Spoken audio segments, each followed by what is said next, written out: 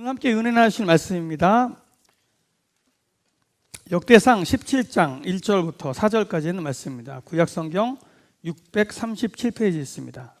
역대상 17장 1절부터 4절입니다.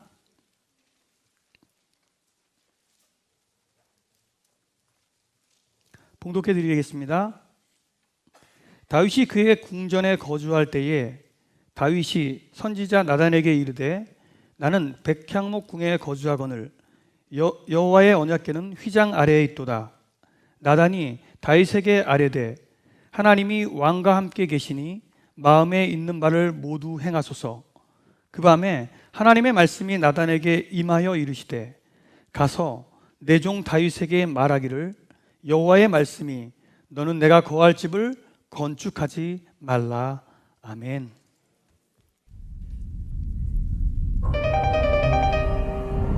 사람들은 나를 차가운 시선으로 봅니다. 나를 보면 다들 피하려 하고 엘리베이터에서도 버스에서도 모두들 나와 멀어집니다.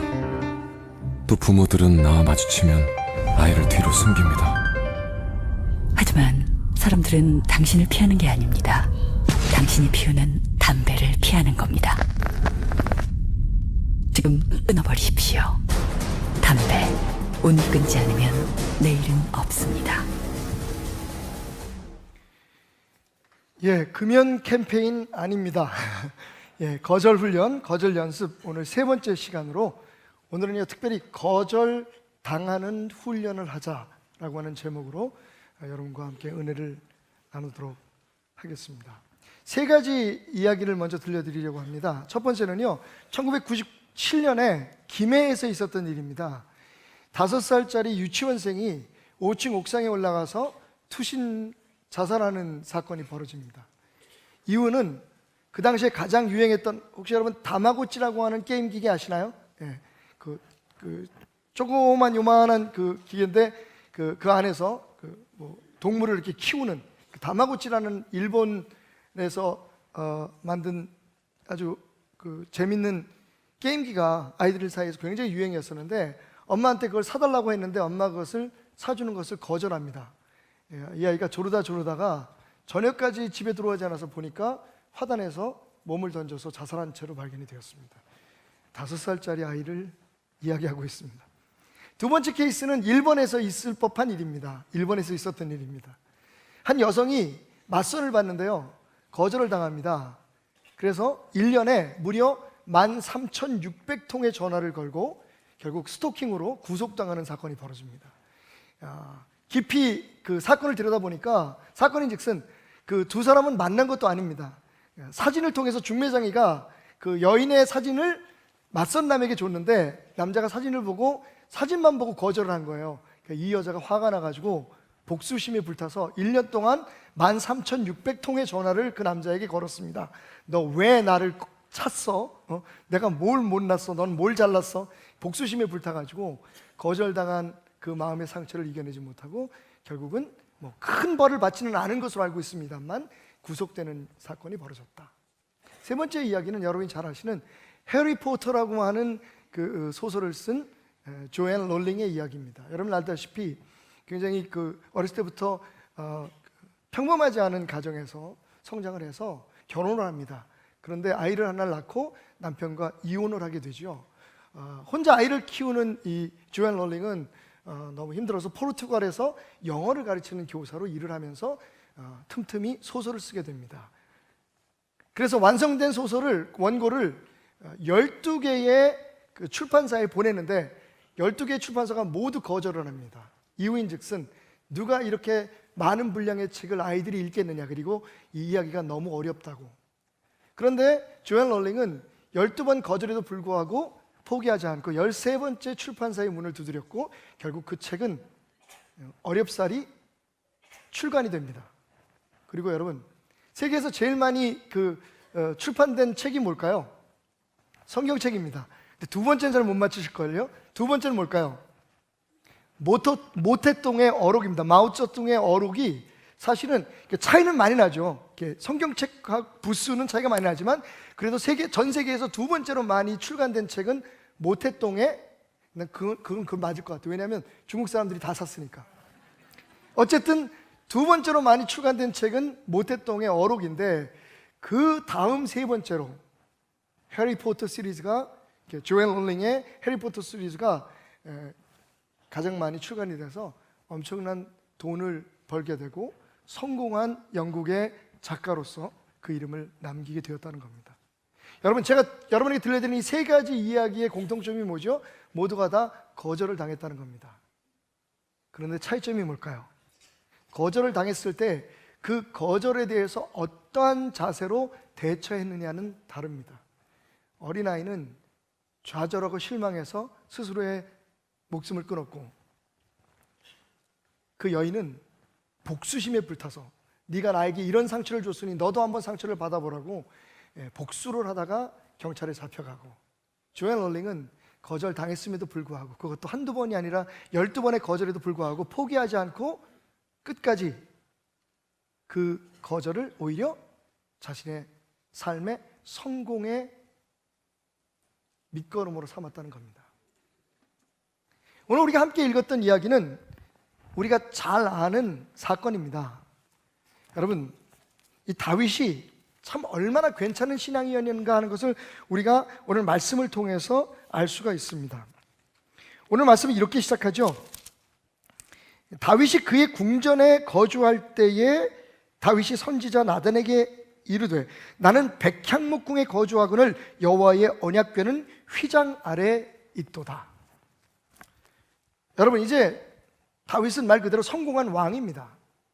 예루살렘과 온 유다의 왕으로 이미 인정을 받았고, 가장 눈에 가시 같던 적이었던 블레셋도 물리치고, 주변에 다윗과 이스라엘을 상대로 싸울 적이 이제는 하나도 남지 않았습니다. 평화가 찾아왔고 모든 사람들의 존경을 받습니다. 그런데 어느 날 다윗이 실크 침대 위에서 잠을 못 이루는 거예요. 백향목의 향기가 가득한 그 아름다운 궁전에서 왠지 모르게 잠을 이루지 못하고 자리에서 일어나서 서성거리기 시작합니다. 두 눈에는 눈물까지 흘러내리죠. 여러분, 시편 132편을 시간을 내서 꼭 읽어주시기 바랍니다. 거기 다윗이 어떤 마음을 가지고 있었는지, 바로 그 밤에 어떤 마음을 가지고 하나님 앞에 기도했는지를 알 수가 있습니다. 시편 132편입니다. 다윗이 밤을 새워가며 잠을 이루지 못했던 이유는 한 가지였습니다. 나는 이렇게 편안한 집에서 잠을 자는데 여호와 하나님의 임재를 상징하는 법궤는 아직도 임시로 만들어 놓은 휘장 안에, 장막 안에 있었기 때문입니다. 새벽이 밝자마자 그 당시에 교역자였죠, 선지자였던 나단을 부릅니다. 지금 말하면 목사님이죠. 나단을 불러서 상의를 합니다. 내가 어젯밤 한밤도 잠을 자지 못했습니다. 한숨도 못 잤습니다. 이유는 나는 이렇게 편안하게 자는데 우리 하나님은 저 휘장 아래 있다는 것이 너무 마음이 아팠습니다. 눈치를 챈 나단이 기쁜 얼굴로 말하죠. 왕이시여, 당신의 얼굴을 보니 당신 마음속에 무슨 생각이 있는지 내가 알겠습니다. 그대로 하십시오. 여러분, 마다할 이유가 있겠습니까? 하나님의 성전을 지어주겠다는 건데, 성전 건축헌금을 성전이 완성될 때까지 들어가는 모든 비용을 다 내가 감당하고 그 성전이 완성될 때까지 내가 모든 걸 관리하겠다고 얘기하는데, 목사가 거절할 이유가 어디 있습니까? 그러나 나단은 역시 하나님의 사람이었습니다. 다윗이 그랬던 것처럼 이렇게 말하죠. 제가 참 좋은 일인데 그래도 혹시 모르니 하나님께 한번 여쭤볼 수 있는 기회를 주십시오. 다윗은 기다립니다. 그리고 다시 나단이 다윗을 찾아오죠. 그런데 이게 웬일입니까? 오늘 4절의 말씀처럼 하나님은 나단에게 정확히 이렇게 말하라고 그 입에 말씀을 붙이셨습니다. 나는 다윗이 지은 성전을 받지 않겠다. 여러분, 엄청난 거절입니다. 다윗이 무슨 떼부자가 되게 해달라고 기도했습니까? 남이 지어놓은 성전을 뺏겠다고 기도를 했습니까? 자기의 통치하는 기간을 100년으로 늘려달라고 했습니까? 자기의 이익을 위해서 한 게 아니라 정말로 그것도 너무 순수한 마음으로 하나님의 은혜를 보답하기 위한 마음으로 하나님을 위해서 성전을 지어서 많은 사람들이 하나님 앞에 나와서 예배할 수 있는 그런 상황을 만들겠다고 자기 딴에는 정말 큰 마음을 가지고 하나님 앞에 제안한 건데, 하나님은 다윗의 제안을 단칼에 거절하십니다.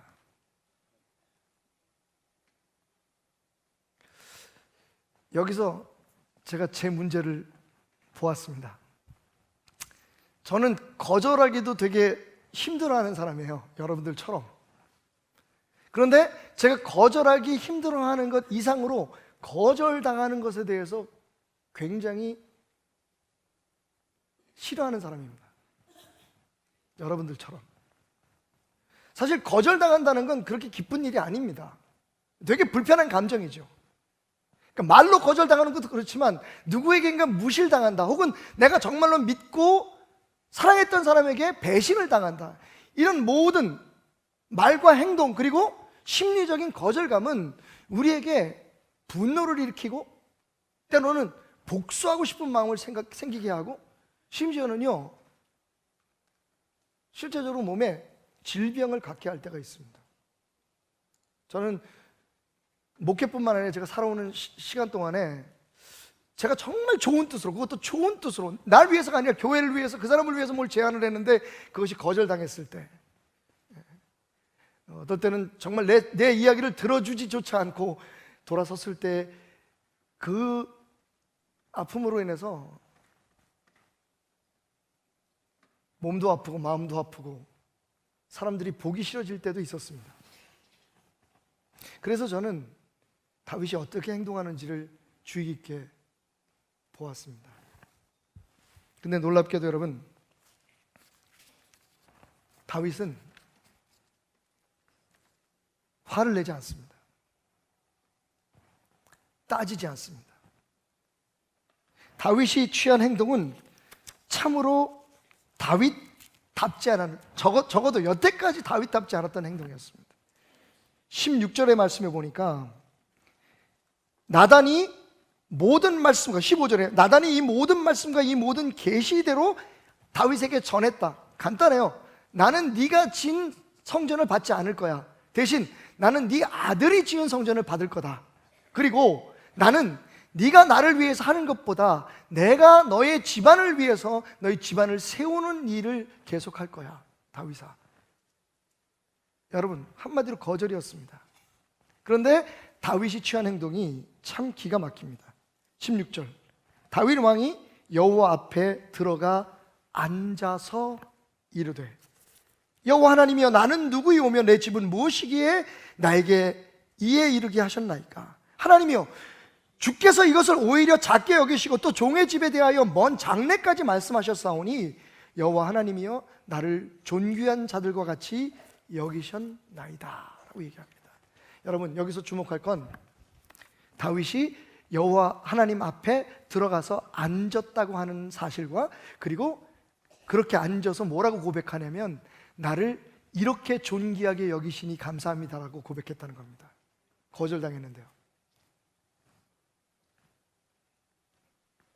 내 호의와 하나님을 향한 나의 정말 뜨거운 사랑이 거절당했습니다. 하나님, 날 왜 이렇게 무시하나요? 왜 내가 지은 성전을 안 받으시겠다는 겁니까? 여러분, 하나님 앞에 직접 그러지 않아도 우리가 그러는 것처럼 그런 말을 전하거나 그런 그 뜻을 내게 알려준 사람 앞에서 내가 화를 낼 수도 있고 표정이 일그러질 수도 있고, 도대체 하나님은 왜 그런데? 아니, 우리 아버지는 왜 그러신데?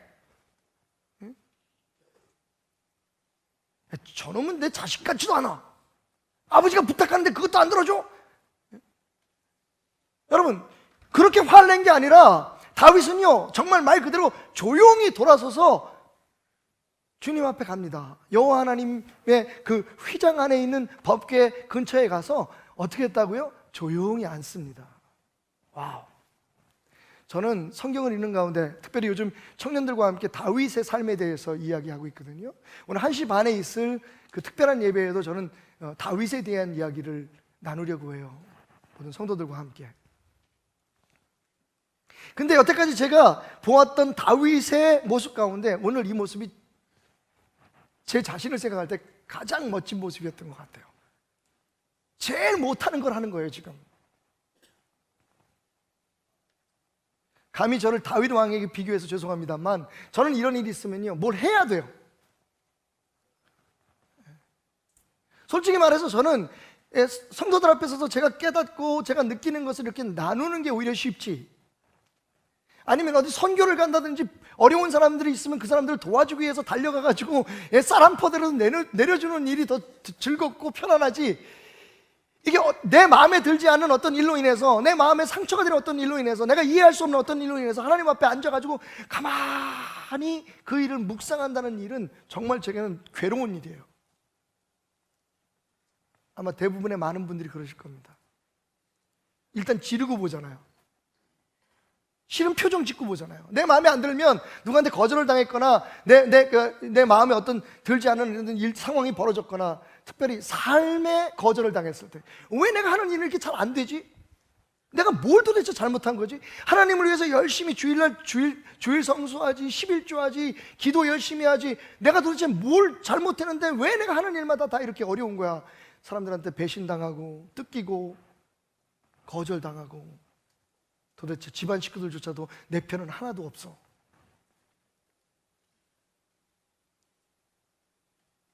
다윗은요, 나단 앞에서조차도 자신의 표정, 자신의 감정을 표현하지 않으려고 했던 것 같습니다.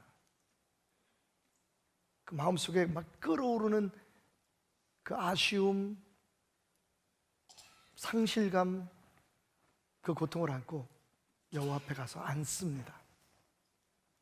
여러분, 저와 여러분이 이 거절 연습이라는 주제를 가지고 함께 말씀을 나누는 가운데 이거 하나를 좀 배웠으면 좋겠어요.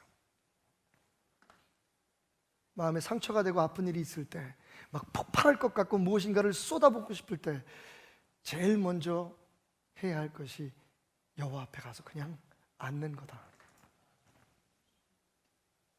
그리고는 이렇게 고백하죠.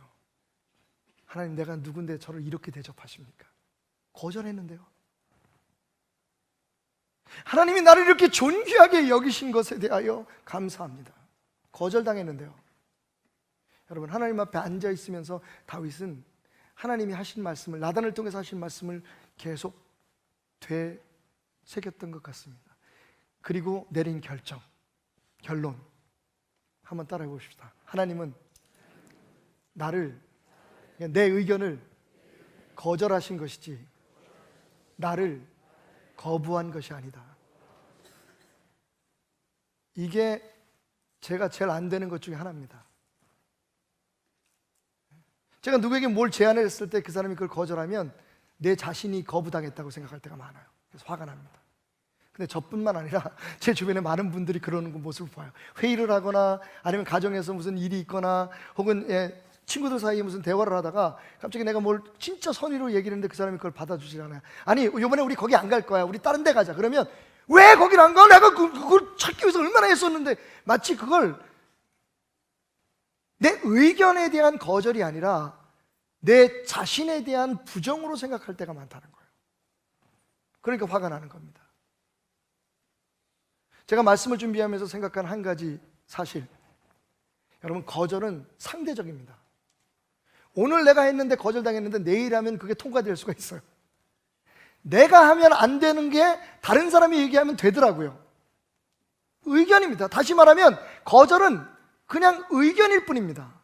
그리고 그 거절은 얼마든지 수용될 수도, 그 의견은 수용될 수도 있고 거절될 수도 있습니다. 그런데 우리는 그 거절되는 걸 감당을 못해요.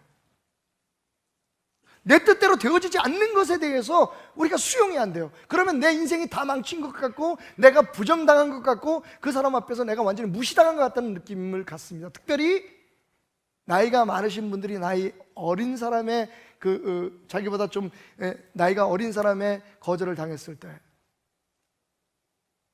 부당한 대접을 받는다고 생각할 때 조금 지위가 자기 스스로가 좀 높다고 생각하는데 그렇지 않은 사람에게 자신의 의견이 인정받지 않았을 때, 혹은 동등한 사람들이 앉아서 이야기를 나눌 때 다른 사람들이 내 의견을 듣지 않고 다른 사람의 의견을 따라줄 때, 여러분 다윗이 뭐라고 고백했다고요? 나를 존귀히 여겨주셔서 감사하다고 얘기합니다. 다윗은 속이 아팠을 거예요. 기분이 안 좋았을 겁니다. 사람인데. 그런데 바로 그는 하나님의 의도를 정확하게 이해합니다. 하나님은 내가 성전을 지어드린다는 것을 거절한 거야. 나를 거절한 게 아니야. 왜? 내 아들을 통해서 성전을 짓게 하시겠다고 하고, 그리고 다윗아 내가 너의 집을 영원히 복받게 하겠다고 약속하지 않았느냐. 여러분 조금만 생각하면 내가, 그 사람이 나를 거절한 게 아니고 내 의견에 대해서, 내 행동에 대해서 아니라고 얘기한 것뿐이라는 것을 알게 될 때가 있습니다.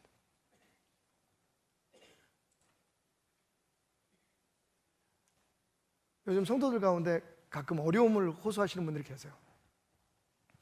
목사님, 나 열심히 하는데, 나 열심히 기도하면서 정말 하나님 뜻대로 하는데 일이 잘 안 돼요.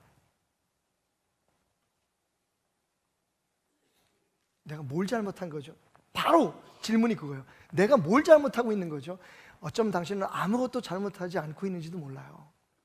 단지 지금 당신이 하고 있는 그 일에 대해서 하나님의 계획이 다르기 때문입니다.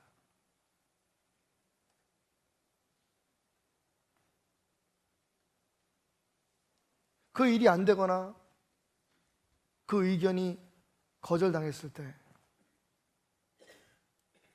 세상이 나를 버렸구나, 저 친구가 나를 무시하는구나, 내 자식들조차도 나를, 내 부인조차도, 내 남편조차도 나를 무시하는데 라고 생각하면 이 좋은 축복의 기회를 놓치고 맙니다. 그래서 거절을 축복으로 바꾸는 훈련이 필요한 거예요.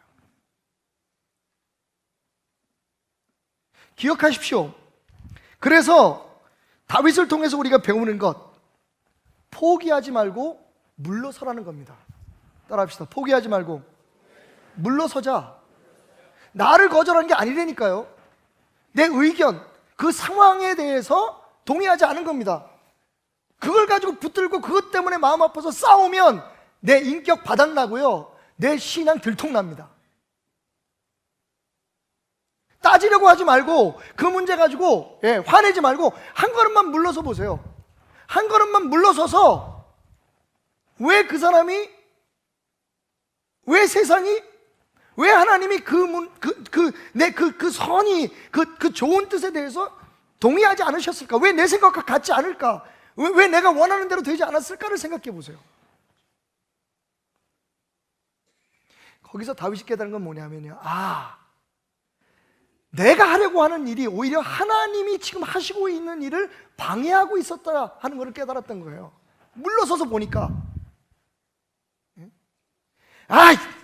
이런 것도 수용하지 못하고, 내가 정말 당신을 위해서 교회를 져주겠다는데, 성전을 져주겠다는데 내가 큰 헌금을 하겠다니 이것도 안 받아? 나 이제 하나님 안 믿어, 이러고 떠나갔으면 절대로 발견할 수 없었던 한 사실을 알았어요. 그게 뭐냐면, 나는 내 딴에는 정말 하나님을 위해서 뭔가를 하겠다고 생각했던 그 일이 사실은 하나님이 다윗을 통해서, 다윗의 집안을 통해서 이루고자 하는 구원의 역사를 방해하고 있는 일이 될 수도 있었다는 것을 깨달은 거예요. 어떻게 하니까? 포기하지 않고 한 걸음 물러서서 그 상황을 다시 보니까, 하나님 앞에 앉아서 하나님의 뜻을 물으니까 그 사실을 정확하게 알게 된 겁니다. 그 다음부터 다윗의 마음속엔 섭섭한 마음도, 분한 마음도 사라지고 말았습니다. 당연하죠. 왜? 생각해 보니까 내가 했던 것보다, 내가 하려는 것보다 하나님의 생각이 더 깊고 옳은 것이었으니까. 이번 설교를 준비하면서 제가 한 10권의 책을 읽었는데 그 중에 굉장히 좀 신선한 책이 하나 있었어요. 젊은 사람들에게 꼭 권하고 싶어서 제가 주보에다가 추천 도서에 남겼습니다만, 거절당하는 연습이라는 책이에요. Rejection Proof라고 하는 그 중국계 미국인 지하장이라고 하는 분이 쓴 책인데요. 이분이 무슨 생각을 했냐면, 어렸을 때 운동화에다가 바퀴를 달면, 그러니까 롤러스케이트를 굉장히 좋아했는데 운동화에다 바퀴를 달면 사람들이 걷기도 하고 롤러스케이트 타고 재밌겠다. 근데 이 지하장이라는 사람이 자기 아버지보다 굉장히 엄하고 가부장적인 아버지보다 더 존경하고 따르던 분이 있었는데 작은 아버지예요. 그러니까 작은 아버지가 만약에 이 아이디어에 대해서 인정을 하면 내가 이걸 한번 만들어 보겠다 생각하고 작은 아버지한테 보냈더니 작은 아버지가 그 앞에서 집어 던지면서 야, 이게 말이나 돼? 사람 다치겠다. 이런 엉뚱한 생각하지 말고 영어나 공부해. 그러고 집어 던진 거예요. 근데 이 지하장이라는 친구한테는 그게 굉장히 상처가 된 거죠. 내가 가장 존경하고 모든 면에서 가장 정확하게 판단을 내리는 우리 작은 아버지가 부정을 했으니까 이건 아니다. 그래가지고 그 아이디어를 그냥 처박아 둡니다. 자기가 스케치한 그 그림을 아이디어를 처박아 뒀는데 그러다가 한 3년 후에 한 회사에서 그 신발을 만들었는데 대박이 난 거예요. 이제 그런 일들을 겪으면서 이 사람이 뭘 생각했냐면 내가 너무 약하다. 다른 사람들의 얘기에 너무 귀를 기울이고 다른 사람들의 거절과 승인에 너무 목을 메고 살아간다. 그래서 100일 프로젝트를 시작합니다. 그게 바로 리젝션 프루프라고 하는 프로젝트예요. 뭐냐면 100일 동안 하루에 한 가지씩 거절을 당하기 위한 그런 계획을 세우는 거예요. 예를 들면 이런 겁니다. 그 애견샵 있잖아요. 애견샵에 가서 자기 머리를 잘라달라고 요청하는 거. 진짜 그런 프로젝트를 매일 하나씩 하는 거예요. 당연히 거절당하겠죠. 또 하나 프로젝트는 남의 잔디밭 있는 집에 가가지고 여기서 축구를 해도 되냐고 물어보는 거. 거절당하겠죠. 미친놈 소리 안 들으면 당하겠죠. 또 남의 화원에다가 화단에다가 내가 좋아하는 꽃을 심겠다고 고집을 부려보는 거. 당연히 거절당하겠죠. 그런데 이렇게 100가지의 일을 100일 동안 거절당하면서 이 사람이 거절이라는 게 별게 아니라는 것을 알게 되고 또 그 가운데 한 가지 진리를 깨달았는데 그게 뭐냐면 포기하지 않고 물러서서 생각을 바꾸고 방향을 바꾸고 접근 방법을 바꾸면 거절당했던 것도 얼마든지 새로운 방법으로 수용될 수 있다는 걸 알게 된 거예요. 그 중에 하나가 뭐냐면 크리스피 크림이라고 하는 여러분 달고 맛있는 도넛이 있잖아요. 도넛 가게에 가가지고 그 매니저한테 나는 5개의 도넛을 원하는데 이걸 그 올림픽의 오륜기로 만들어 달라. 당연히 거절당해야 되잖아요. 왜냐면 바쁜 시간에 사람들이 막 몰려가지고 여기저기서 주문을 하는데 가져가서 나는 오륜기로 그걸 만들어주세요라고 얘기를 하니까 여러분 정말 황당한 얘기잖아요. 그런데 재밌는 건 이렇게 질문한 사람보다 그 매니저가 더 황당했던 거예요. 사건인즉슨 사연인즉슨 하루 종일 매일 도넛만 파는데 지겨웠다. 근데 어느 사람이 어떤 미친놈이 와가지고 갑자기 도넛을 상자 안에다가 오륜기로 만들어 달라는 거예요. 이거 재밌겠다. 그래서 들어가가지고 다른 사람들 일하는데 오륜기를 만들어서 줬어요. 그리고 그것도 공짜로. 왜? 당신은 오늘 나에게 지루한 일상 속에 내 기쁨이 되어줬으니까 그 값으로 이 오륜기 도넛을 가져가시오. 그래가지고 그 도넛을 가지고 나오면서 이 사람이 생각이 바뀐 거예요. 내가 미리 이건 거절당할 거라고 생각했던 일들도 때로는 통과되는 게 있더라는 거죠. 그것도 나의 기쁨이 되고 다른 사람의 기쁨이 될 수 있다는 것을 알았습니다. 그래서 얘기한 게 뭐냐면 포기하지 말고 전환하라. 여러분, 다윗이 포기한 걸까요? 아닙니다. 다윗은 포기한 게 아닙니다. 다윗은 방법을 바꾼 거예요. 나의 뜻이 이루어지기를 원합니다 해서 당신의 뜻대로 이루소서 바꾼 거예요. 거절을 축복으로 전환해서 소유하게 된 겁니다. 그래서 다윗이 이렇게 얘기합니다. 25절에 보니까 나의 하나님이여 주께서 종을 위하여 왕조를 세우실 것을 이미 듣게 하셨으므로 주의 종이 주 앞에서 이 기도로 간구할 마음이 생겼나이다. 여태까지 그냥 내가 하고 싶은 대로 내가 원하는 걸 내 뜻대로 하면 하나님이 기뻐하시겠지라고 생각했는데 그 생각이 바뀐 거예요. 어떻게 바뀌었어요? 하나님 앞에 기도해서 하나님의 뜻이 이루어지게 하자. 하나님께서 하신 말씀대로 이루소서. 그래서 한 말, 오늘 제가 여러분들을 축복하기를 원하는 말입니다. 이제 주께서 종의 왕조에 복을 주사 주 앞에 영원히 두시기를 기뻐하시나이다. 여호와여 주께서 복을 주셨사오니 이 복을 영원히 누리리이다 하니라. 복을 구합니다. 오늘 저는 여러분들에게 이 축복이 이루어지기를 주님으로 축원합니다. 하나님, 이 자리에 있는 여호와 하나님, 이 자리에 있는 모든 성도들에게 그 집에 복을 주셔서 그 복이 영원히 누려지도록 축복하여 주옵소서. 아멘. 이 축복 거절하시겠어요? 또 뭐 좀 특이하게 한번 나도 한번 튀어볼래 그러면 거절하세요. 그런데 여러분, 이게 이미 다윗이 하나님 앞에 거절당할 때에 그 거절 속에 주어져 있었던 것인 것을 우리는 모른다는 거예요. 한 걸음 물러서서 하나님 앞에 조용히 앉아서 자기의 막 들끓는 그런 감정들, 부정적인 생각들, 하나님에 대한 원망들을 잠깐 가라앉히고 보니까 하나님의 말씀이 생각이 나는 거예요. 들려오기 시작하는 거예요. 다윗아, 나는 원래 너를 향한 계획이 있었어. 괜찮아. 내가 언제 너한테 집 지어달라 그러니? 내가 너의 집을 부흥케 하고 너의 왕조를 튼튼케 해서 너의 집안에서 메시아가 나와 세상을 구원하게 할 계획을 가지고 있고 지금 그 일을 이루고 있어. 사실은 나도 성전에서 살지 않겠다는 게 아니란다.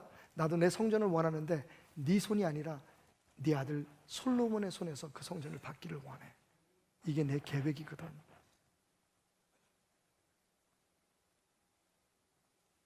다윗이 고백합니다. 하나님, 그렇게 되기 원합니다. 그런데 여기서 다윗이 사용하는 언어가 참 기가 막혀요. 뭐라고 얘기합니까?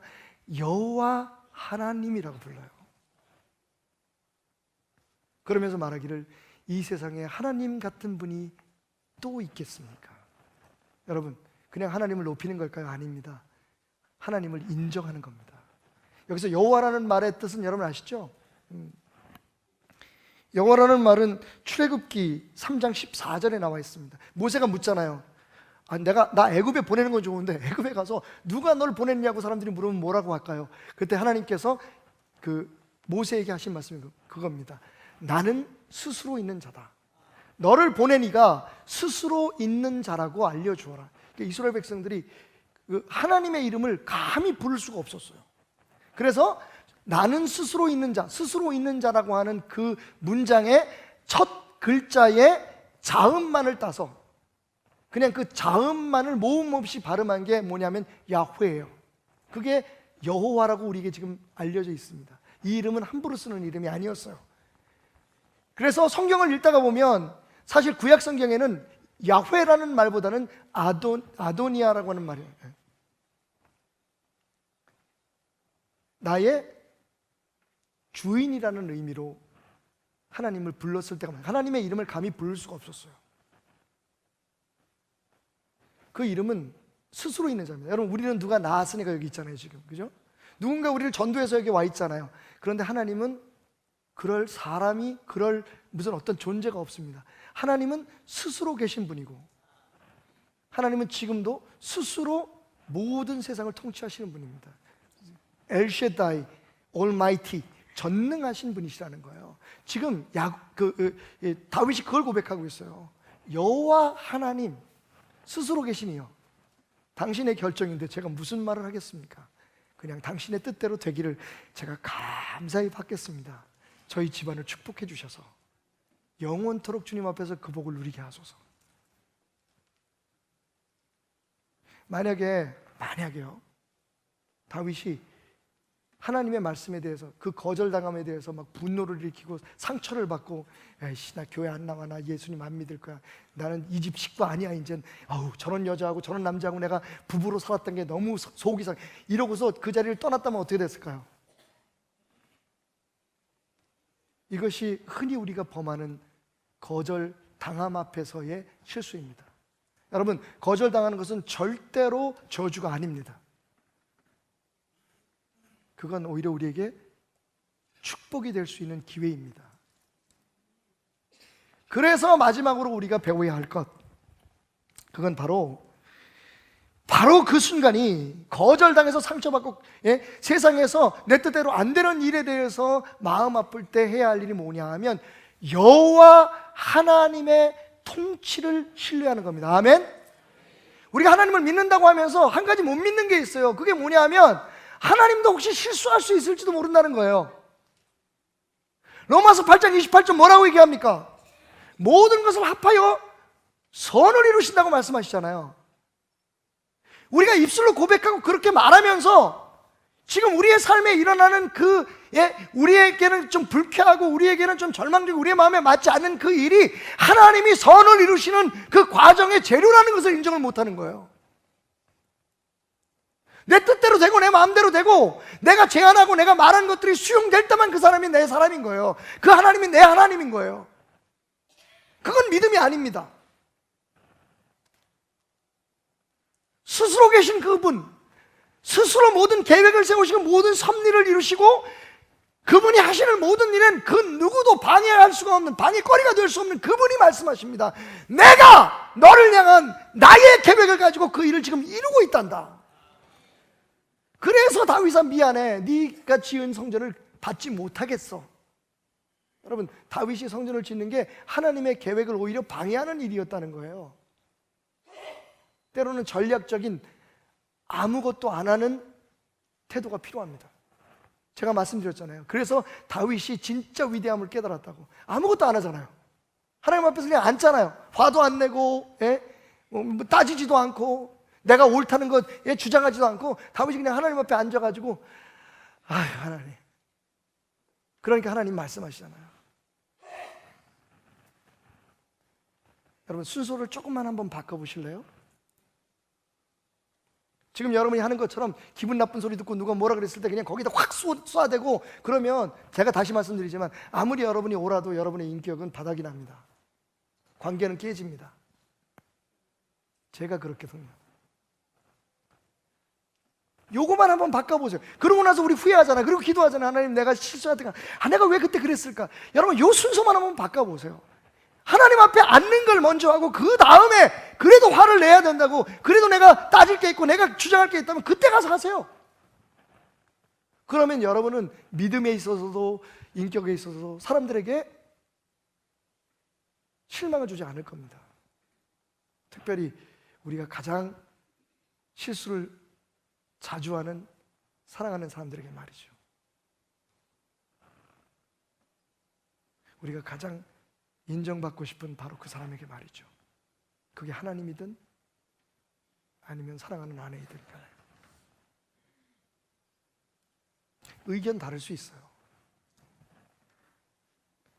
그런데 하나님은 그 모든 다름을 통해서, 심지어는 우리가 거절당하고 배신당하는 사건을 통해서 하나님의 거룩한 일들을 이루어 나가신단 말이에요. 왜 그걸 인정하지 못합니까? 왜 내가 원하고 내가 바라는 것대로만 돼야 된다고 생각합니까? 그게 교만인 거죠. 그게 하나님을 신뢰하지 않는 거죠. 최선을 다하지만 내가 모든 인격을 다해서 내 모든 신앙을 다해서 최선을 다했지만 거절당했을 때, 뜻대로 안 됐을 때, 여러분, 하나님의 통치를 인정하십시오. 하나님의 뜻은 당신을 실망시키는 거 아닙니다.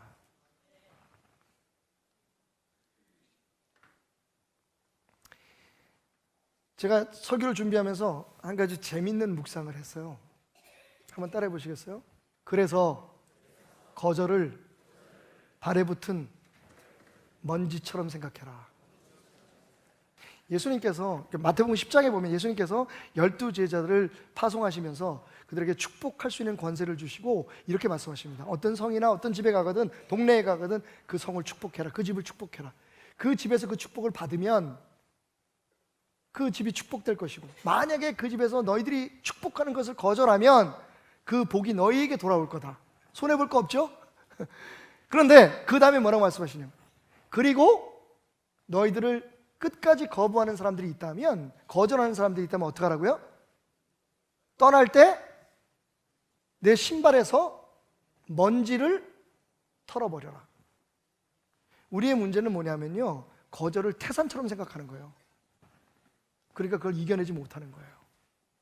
내 의견이 거절당하고 내 선심이 왜곡되었을 때, 누군가 내 마음을 몰아준다고, 누군가 나를 오해하고 있다고 생각하고 세상에 내가 뜻하는 대로 안 되고 나는 내 딴에는 주님을 위해서 열심히 했는데 그나마 응답이 안 됐다고 생각했을 때 우리는 그게 끝이라고 생각하는 거예요. 이게 너무너무 크게 느껴지는 거예요. 그런데 예수님은 뭐라고 말씀하십니까? 그건 너희 발의 먼지야.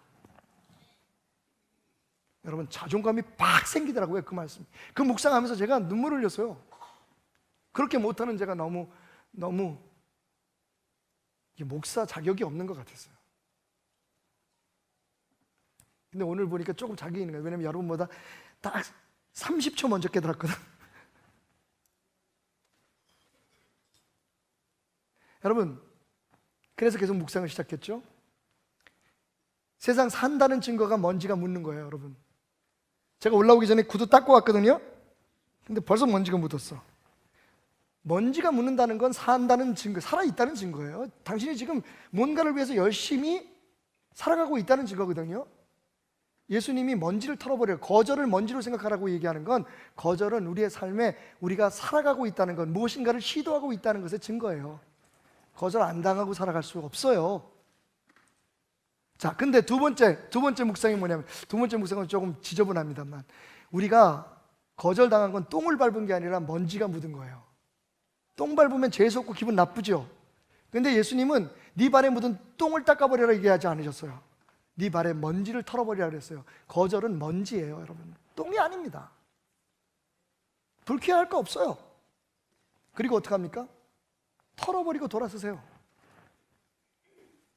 그리고 하나님께서 당신을 축복하게 하신, 당신을 축복의 통로로 사용하시는 그곳을 향해 제자들처럼 가세요. 제가 너무 쉽게 얘기했나요? 그 비결은, 그래, 맞아, 예수님 말씀처럼 거절은 내 발에 먼지일 뿐이야 라고 생각하는 데 있습니다.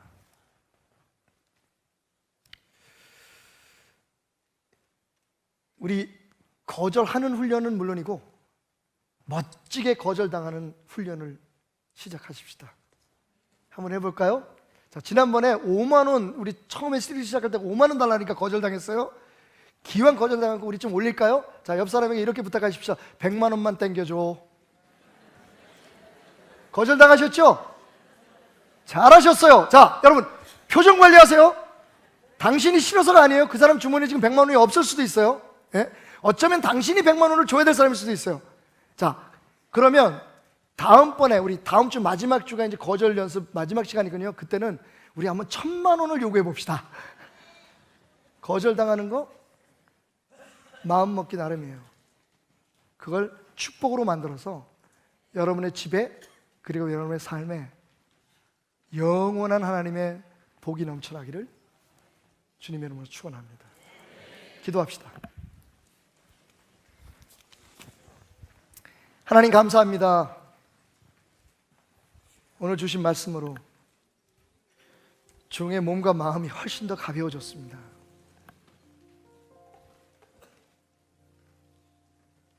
모든 사람들이 다 당하는 거절인데, 모든 사람이 다 겪는 어려움인데, 마치 그게 나만 겪는 어려움이라고, 나만 겪는 아픔이고, 나만 겪는 부당함이라고 생각하며 아파했던 종을 용서하여 주옵소서.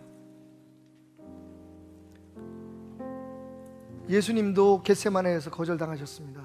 이 잔을 하나님 말씀하셨습니다. 아니, 그 잔을 먹어야 네가 세상을 구원할 수 있어. 사도 바울도 하나님 앞에 거절당했습니다. 내 몸에 이 가시를 좀, 하나님 말씀하셨습니다. 아니, 네 은혜가 너에게 족하다. 그 가시가 너를 겸손하게 해서 교회를 세우는 일에 내가 힘이 되어 줄 것이다.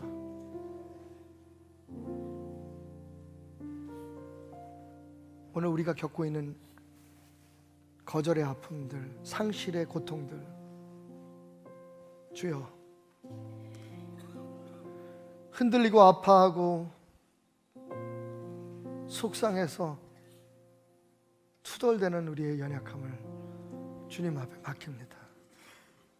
위대하시고 전능하시고 스스로 계신 여호와 하나님께서 우리의 삶을 이끌어가고 계심을 인정하며 그 무거운 짐, 버거웠던 거절의 무게감을 오늘 먼지처럼 털어버리렵니다. 잠깐 힘든 것뿐이야. 잠깐 늦어질 뿐이야. 하나님이 일하고 계시니까.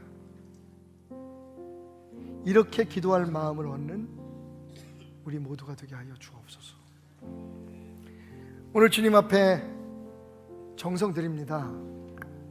우리의 신앙의 고백 받아주시고 하나님, 성도들의 가정에 복을 주시되 주님 앞에 복을 받아 영원히 누리게 하여 주옵소서. 예수님의 이름으로 축복하며 기도드렸습니다.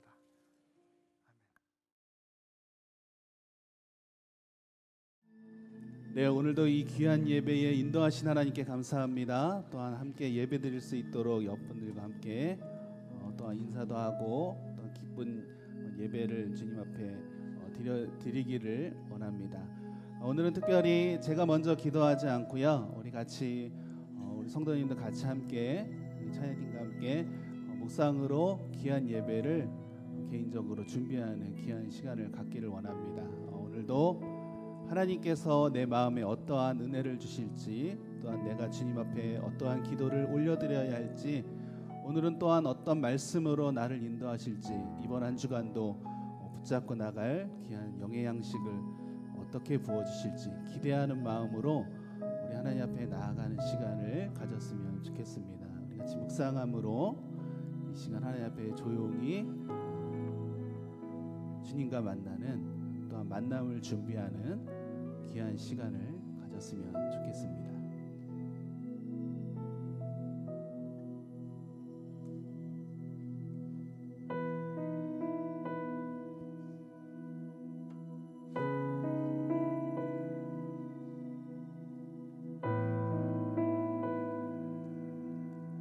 하나님, 오늘도 이 시간 기도로 나갑니다.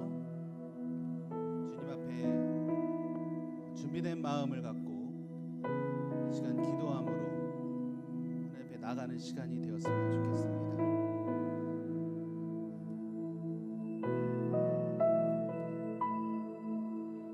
우리 함께 기도해 주 앞에 나와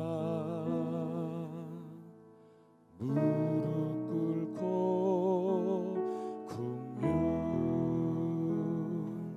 베푸시는 주 하늘을 향해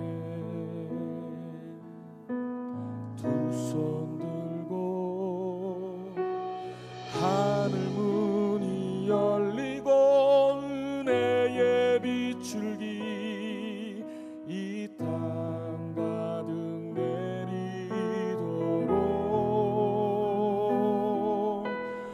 마침내 주 오셔서 의의 비출기 우리 위에 부시도록.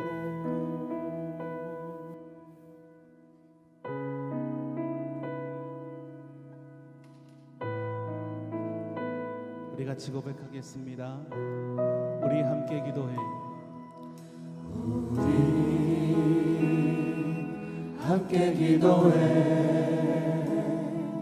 주 앞에 나와 무릎 꿇고 긍휼 베푸시는 주 하늘을 향해 두 손 들고 우리 함께 기도해. 기도해 주 앞에 나와 무릎 꿇고 긍휼 베푸시는 주 하늘을 향해 두 손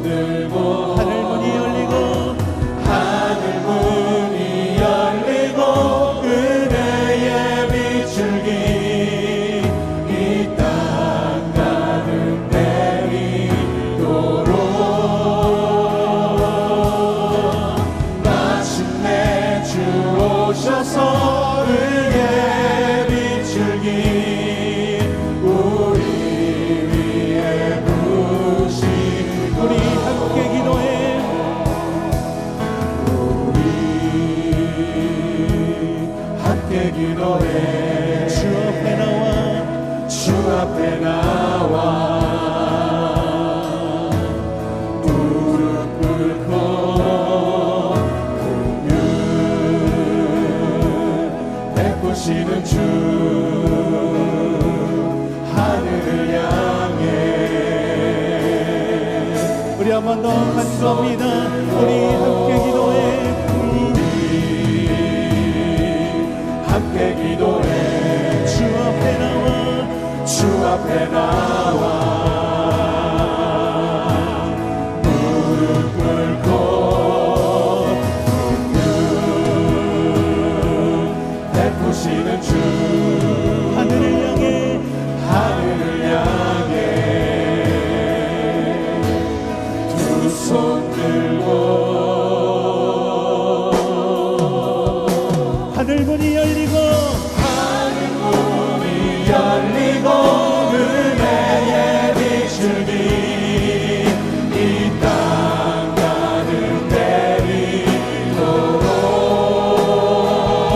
내리도록 마침내 주 오셔서 의의 비추기 우리 위에 부신 하늘 문이 열리고 은혜의 비추기 하늘 문이 열리고 은혜의 비추기 이 땅 가득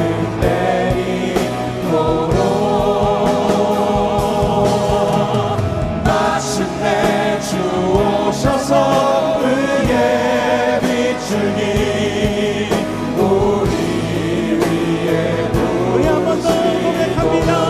하늘 문이 열리고 하늘 문이 열리고 은혜의 비추기 이 땅 가득 내리도록 마침내 주 오셔서 의의 비추기 우리 위에 부신 하늘 문이 열리고 은혜의 비추기 하늘 문이 열리고 은혜의 오늘 이 시간 이 예배 가운데 부어주시옵소서. 가득 내리도록 마침내 주님 오셔서 마침내 주 오셔서 의의 비추기 우리 위에 우리 마지막으로 한 번 더 간구합니다. 하늘 문이 열리고 하늘 문이 열리고 은혜의 비추기 이 땅 가득 내리도록 마침내 주 오셔서 의의 비추기 우리 위에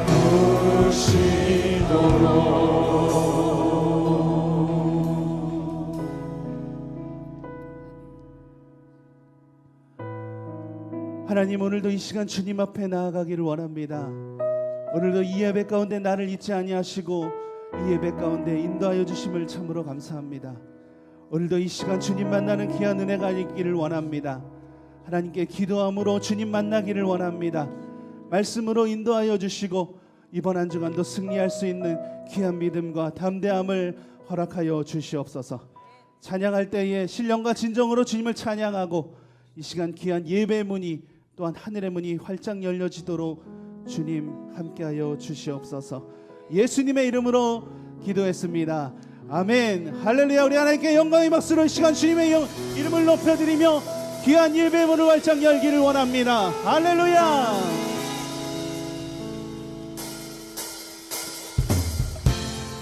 오늘도 이 시간 주님 앞에 간구하며 귀한 찬양으로 영광 올려드리길 원합니다.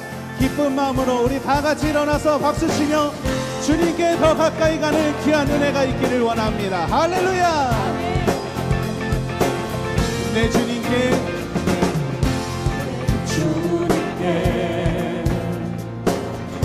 더 가까이 내 영이 기뻐하며 내 영 기뻐 노래하네 내 주님께 주님께 더 가까이 내 영 기뻐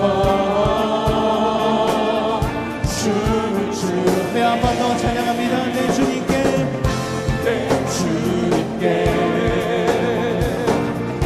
더 가까이 내 영이 기뻐하며 내 영 기뻐 주님을 노래합니다.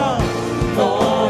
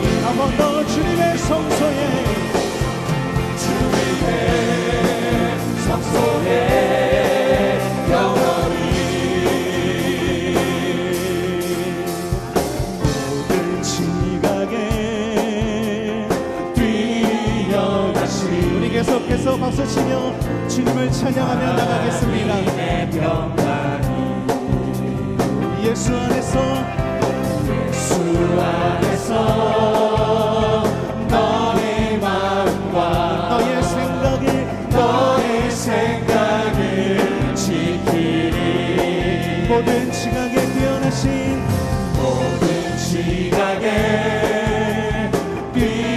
뛰어나신 하나님의 평강이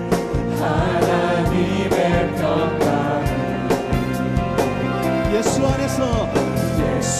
안에서 너의 마음과 너의 생각을 지키리. 아무것도 너는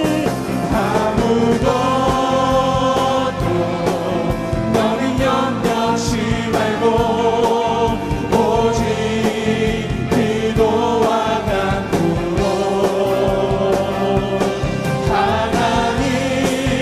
하나님께 너희 구할 것을 감사함으로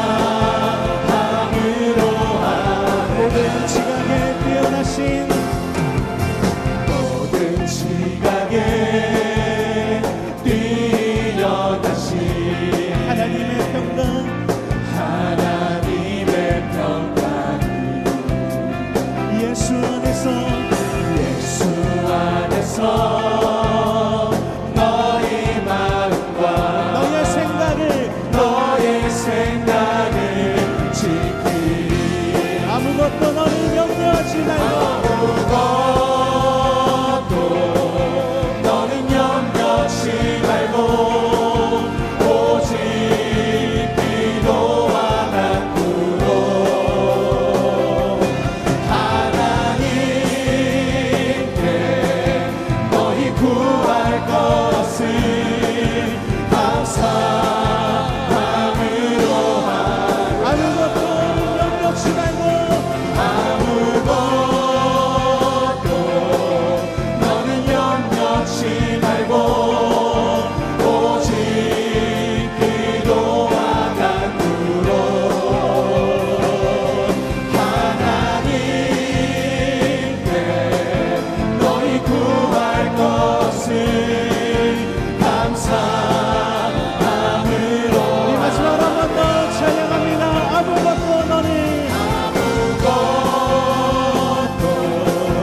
너는 염려치 말고 오직 기도와 간구로 하나님께 너희 구할 것을 감사함으로 감사함으로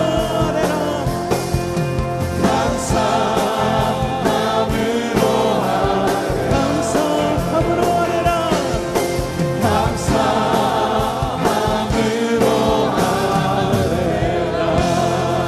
할렐루야. 주님께 감사함으로 아뢰는 귀한 시간 되길 원합니다.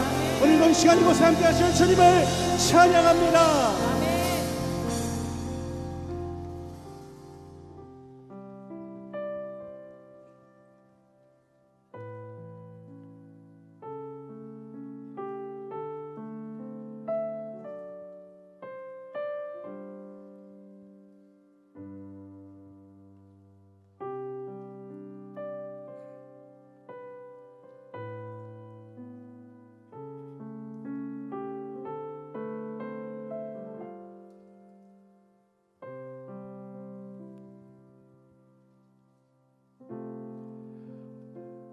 언제나 항상 나를 지켜주시고 힘되시고 도움되시는 주님을 오늘도 이 시간 만나기를 원합니다.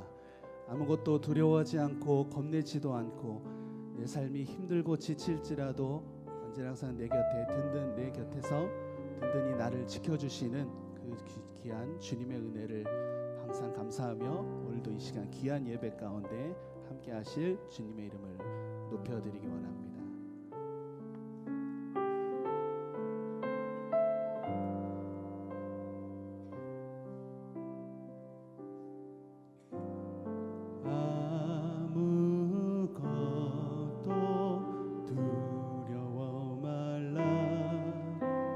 주 나의 하나님이 지켜주시네. 놀라지 마라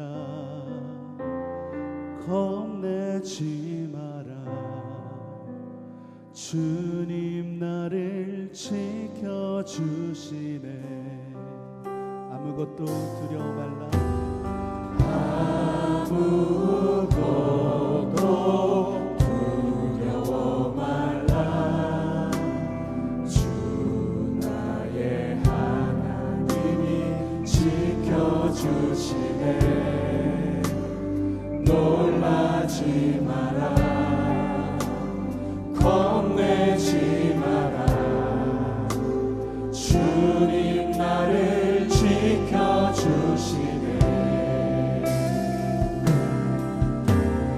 내 맘이 힘에 겨워 지칠지라도 주님 나를 지켜주시네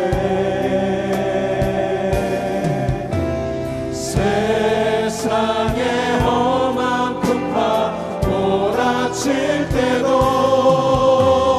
주님 나를 지켜주시네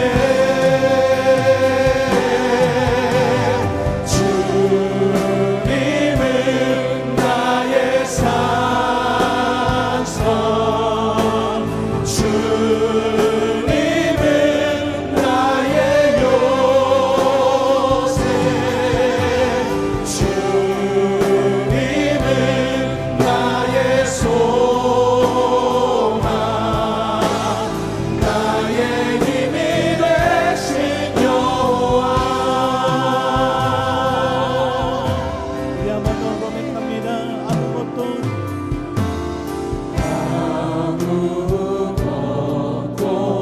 두려워 말라 주 나의 하나님이 지켜주시네 놀라지 마라 겁내지 마라 주님 나를 지켜주시네 내 마음이 힘에 겨워 내 맘이 힘에 겨워 지칠지라도 주님 나를 지켜주시네 세상의 험한 풍파 몰아칠 때도 주님 나를 지켜주시네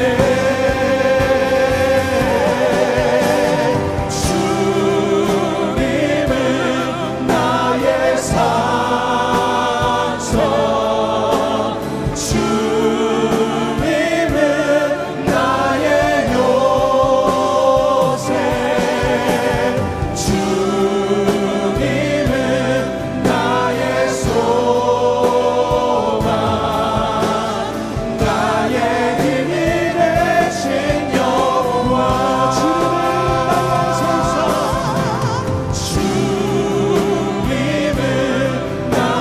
산성 주님은 나의 요새 주님은 나의 소망 나의 힘이 되신 여호와 우리 한번 더 주님을 높여드립니다 주님은 나의 산성 주님은 나의 산성 주님은 나의 요새 주님은 나의 소망 나의 힘이 되신 여호와 할렐루야 주님께 영광의 박수로 오늘도 이 시간 이곳에 함께 하시고 나의 예배를 받아주실 주님의 이름을 높여 찬양하며 영광 올려드리기를 원합니다 할렐루야